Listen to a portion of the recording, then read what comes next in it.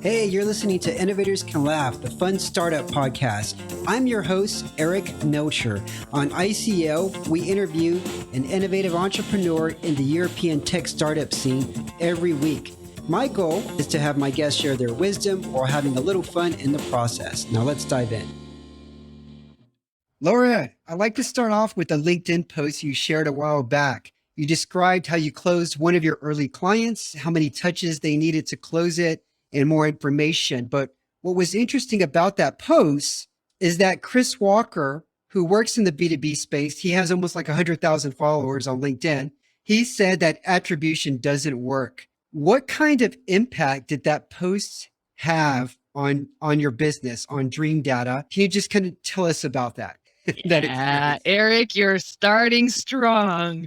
Yeah, so it was the post that started all the social selling at Dreamdata as we see it today. We did a little bit of that, but this post, it was a very organic and natural post. I closed the client and I'm sharing their customer journey. It's very nice. I'm sharing a little bit of the product view. So it's kind of relating to what we do and also celebrating the win of one of the new clients. That's nice. But when I got the comment from Chris Walker saying that attribution doesn't work, it's like, okay, how do I feel about this now? It's like, should I just remove this or what is going to happen now? Because, well, it does work. See, I'm showing you all the things that were working. But what happened after that was the most beautiful thing because people started to relate to us as an attribution solution, no matter how positive or negative other people are talking about. Everybody cares about it in one way or another.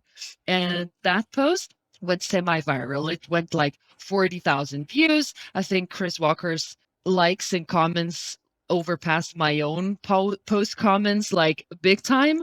And then we saw that our social as a first touch doubled that week, and direct traffic to our website doubled that week as well. And then we started, okay, this sounds like cheap marketing. We should do more of this. And that's where we are right now. We're doing more of social selling because it works. Okay, so like a year and a half ago, or before you actually started doing a lot of social selling on LinkedIn, what was the percentage of traffic that was coming to Dreamdata's website via social versus now? Right now, I mean, it fades out once in a while. And I see that very often as soon as we start talking about like the things that do not relate that much to our brand, but people are really liking. Like if I talk a lot about social selling on LinkedIn and some colleagues are talking about the personal stuff, it's nice. People like it on LinkedIn, but the traffic doesn't go up. So it goes up and down. There is a day where we don't see that much. And then people are coming back because, okay, now back on track. Let's talk about the problems that we can solve for the people without actually talking about the solution itself. And well, the percentage, it has definitely doubled, but we haven't looked at it recently. We just know it works.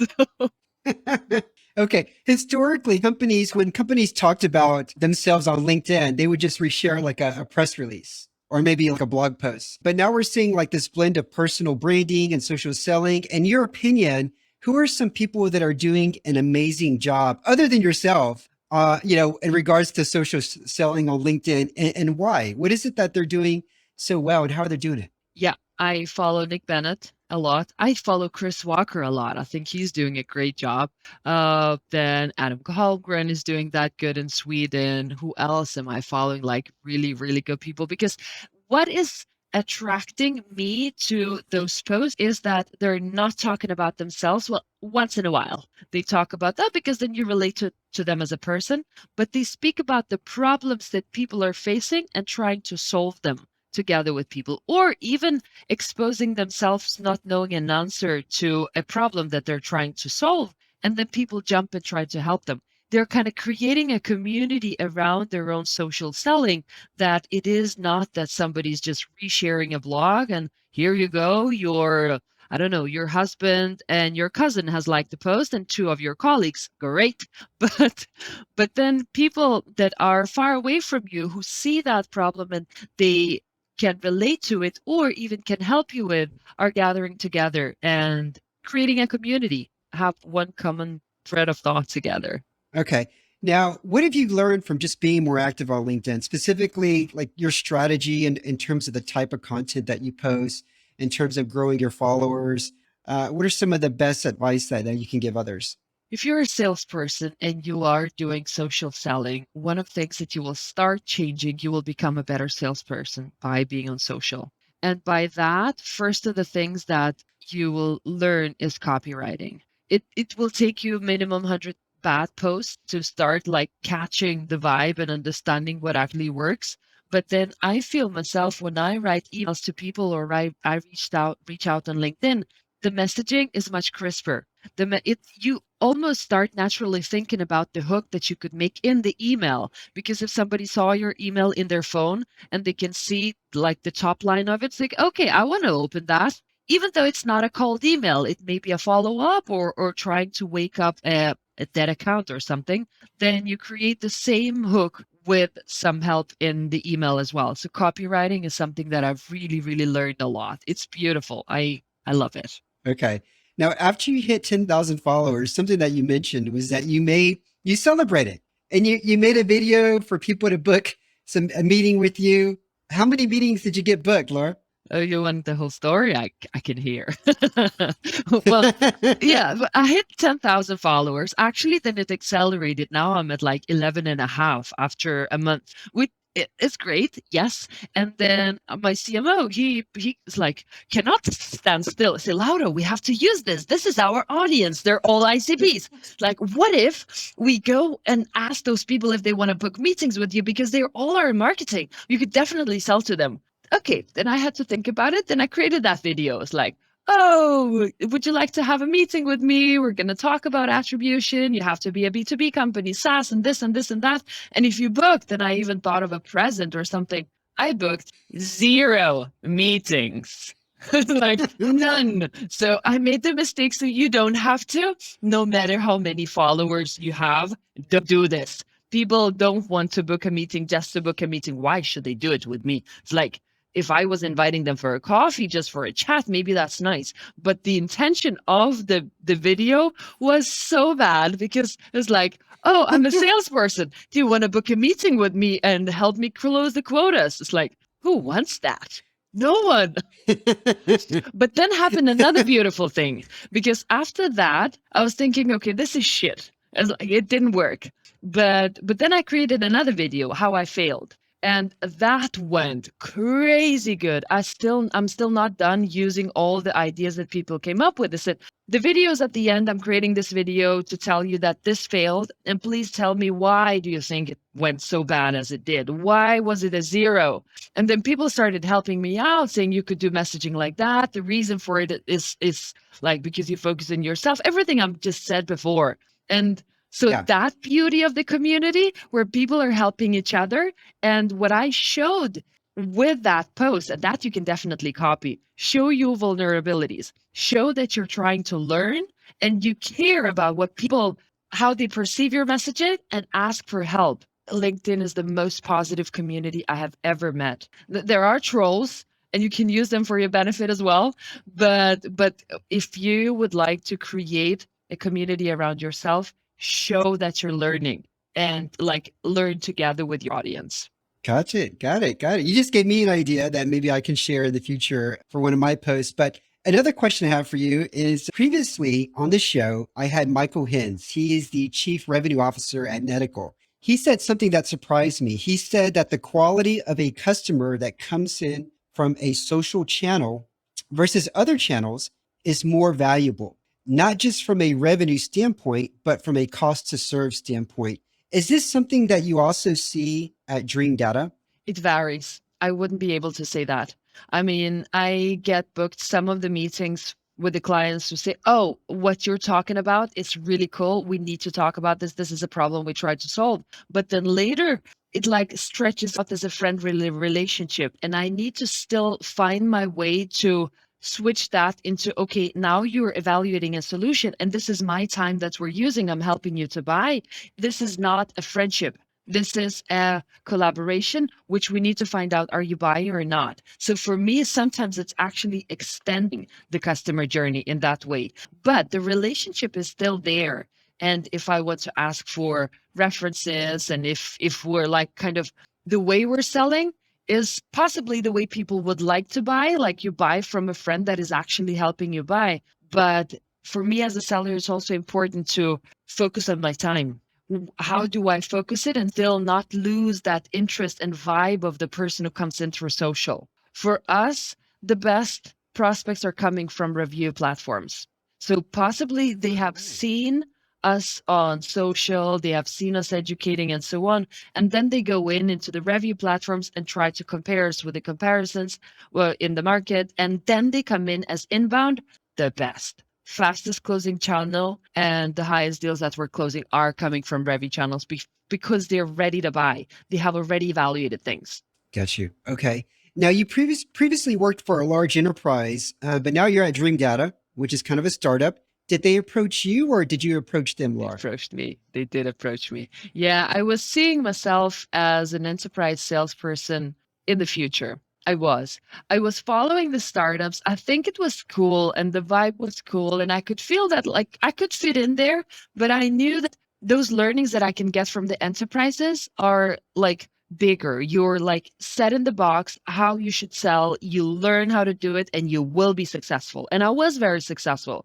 But they reached out to me and the recruiter who spoke to me said, Laura, if you think startups are cool and if you like that type of environment where you learn a lot, then it's the time now. If you have stayed too long at the enterprises and have been selling there, it will be difficult for you to adapt your mindset to a startup. So he was like pushing me a little bit, like time is ticking. The longer you stay at enterprises, the harder it will be to get into a startup if you like that. And I like that. I like the challenges all the time. And I have never regretted this. Those 2 years have been a ride like crazy. No, I can kind of relate because I historically I worked for publicly traded companies, large companies, and now I'm at a company that's like 17 of us. And I got to tell you, I mean, constantly busy. You're never bored. There's all kinds of work that can be done, all kinds of ideas that can be executed. Has your work-life balance changed at all since the enterprise, level now here at Dreamdata? I think about work much more. It's like I always used to think about work a lot, but it was easier to like discard it and say, oh, like I didn't hit quota this quarter, whatever.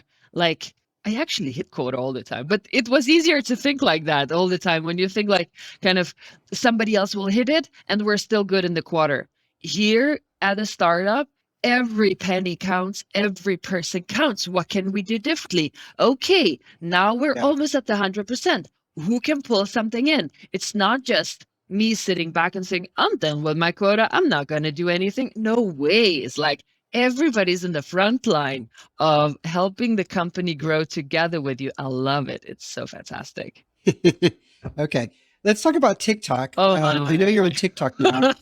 How is your experience been on there? I mean, what is your strategy for this channel? Is it something that you're enjoying? Because it looks like in your videos, my perception is that you're having a good time with it. That's what TikTok is for. Well, the reason I said, oh my God, is because I feel like I'm in TikTok right now, like growing the followers while nobody's watching. Because I'm sure that when I watch my videos like a year from now, I'll be thinking, oh my God, really? Did you just post that? But I'm testing the platform. People are talking about TikTok for B2Bs, and I'm still not sure. Is it something that is going to stay or go? But if I don't test it out, I wouldn't know. And it's fun. I see how my kids are using TikToks. I'm not going to dance in front of you, maybe once or twice to laugh at it. But I do a little bit of a different approach, but I also try out some of the trends like voiceover where you say something and the text says something else and so on. But the most interesting thing that is happening with TikTok is if you reuse your TikTok videos for LinkedIn, wow, the engagement is much higher of the videos from TikTok because the way you create the videos on TikTok, they're snappy, they're like shiny, they're to the point, very quick. And people are not used to that on LinkedIn. They're used to like a boring intro, like 3 seconds on TikTok. If you use 3 seconds for an intro, out. Nobody's going to watch it. And if you move that into LinkedIn, it performs really, really well. Right. Good to know. Good to know. Okay. Tell us about your T-shirt. What's something about Look, this it's a T-shirt? new It's something that t-shirt. Yeah. So when I was at Sassiest event in Melbu, I was talking about social selling on LinkedIn. And one of the things that came out of my mouth that was not planned to is like there are two things that people don't care about on LinkedIn. And when you get those two things right, then it's so much easier to post. It's like on LinkedIn, nobody cares about you and your company. And when you stop talking about yourself and your company on LinkedIn, magic happens. You will see how much better your content is going to be and people will relate. Okay. All right. Now let's jump to some fun questions because I like the audience to kind of know you personally a little bit. So, first question for you, Laura, is what is your superpower? I never get out of energy.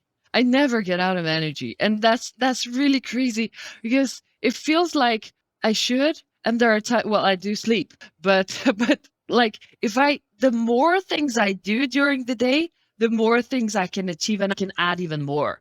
It's like I can deliver the kids to school, I can do all the work, can do LinkedIn, I can do selling and so on and so forth. And that circle never stops. And when I like sometimes I sit back and think, that should be tiring. It's like, when are you stopping? Like, Yeah. I'm not sure. I think it's fun. It's like, I love it. Take your coffee and it goes.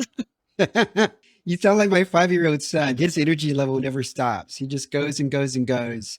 I mean, Saturday we started the morning at 7:30 and just a lot of physical exertion. And we thought, okay, he'll pass out early tonight. No, it was like 10:30. He was still up, like wanting to do stuff. It's like, when are you going to sleep? Way to go. Way to go. Yeah. Yeah. Okay. Second question for you, Laura. Does corn belong on pizza? My God, Eric, corn does not belong on pizza. And I know that you have been waiting to ask about pineapples. None of those belong on pizza. I don't judge people who eat it, but not for me. I do. Not for me. Come on. Oh no, I do. I mean, I live with pineapple because okay, probably, but here where I live, corn on pizza, I just like, oh man, I don't understand. Okay, I don't understand. But that's why you and I get along. All right. All right. Next question for you. Next question for you, Laura. What is a funny phobia or fear that you have, Oh, if you have any? uh-huh. Funny, not funny, but small places I can't. Like any types of small places, or even when I try to take off a dress and it's very like tight, it is difficult to get my head and hands out of the dress. I could panic and rip the dress to get out of it. I would not be able to come over to somebody and ask for help. It's like, can you take this off me? No. If it doesn't go within 2 seconds, then there's a hole in it and I'm out. Okay. So you just would not do well with the straitjacket in case the police came and Oh my God, no. Last question for you, Laura. What's something that people don't know about you that they're not going to see on your LinkedIn profile? What don't they see on my LinkedIn profile? They see a lot in my LinkedIn profile. Maybe they don't see that I run every single day and bike every single day to work and to everywhere. And like, yeah, they know about. You bike I to do work? bike to work. Yeah, maybe I should make a TikTok and put it on LinkedIn. Like what they don't know, every single morning my routine is like that. 5K run. I deliver my kids. My kids are biking besides me. I'm running 5K besides the kids to school. I come back home, take a shower, sit on the bike, and bike to work. Okay, so the kids are on their bicycle. You're running alongside them doing 5K. You come back and you take a shower, and then you bicycle to work. Yeah. This is in Yeah, Copenhagen? the best place to do it. Okay. Yeah. No, it's a very bike-friendly Yeah, city, right? it is. And we have an amazing office at the center. So Okay. Fantastic. How about that? You're getting your steps in, your exercise in before you even get in the office. No, I hear you. I go to the gym at 6 a.m., come back, take my kids to school, and then I go into the office too. So we have something in common there, except I don't do the bicycle you part. do that at the gym. So it takes maybe longer time. Way to go. Yeah. Yeah. All right, Laura, thank you so much for being on Innovators Can Laugh. I enjoy this conversation. For everybody listening, where can they learn more about you, Laura? Go to LinkedIn. Don't go to TikTok. I'm doing that in silence. Nobody's watching. Don't watch there. Go to LinkedIn. Find me there. Laura Erdem. All right, Laura Erdem, folks. And if you enjoy the show, tell others about it. Feel free to subscribe. And I will see you next Thank week. you. It was Thank a you so much, blast. Laura. Thanks for listening to the show. If you enjoyed it, I'd really appreciate it if you could give us a review and star rating. Also, don't forget to sign up for the ICO newsletter at innovatorscanlaugh.com, where you can get the bio and details of each guest. Thanks.